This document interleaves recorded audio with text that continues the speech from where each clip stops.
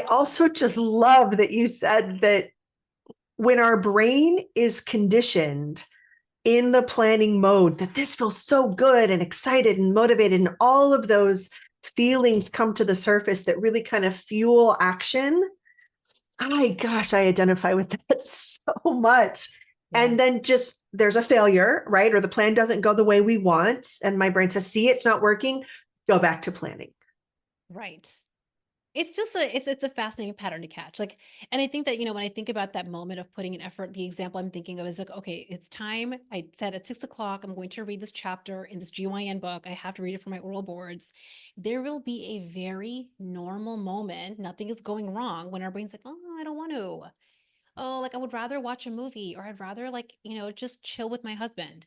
That's normal. Our brain is just making a suggestion.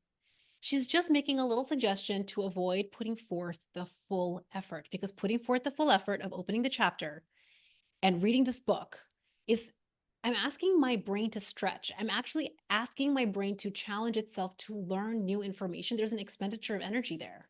So I think this is one of those things, like if we are actually anticipating, our brain might offer us an urge to go off track and to procrastinate and to scroll our phone. And I think overachievers will procrastinate work. So we may not open up our phone, but we'll go fold the laundry or clean the kitchen rather than opening the chapter because it's productive, right? So there's so many brilliant ways that our brain is like, let's just not put forth the full effort now, because there's like this irritation in our brain to stretch. And I'm like, we need to learn how to welcome, and not just welcome, fall in love with that piece of the process of putting forth the full effort and stretching and growing and learning.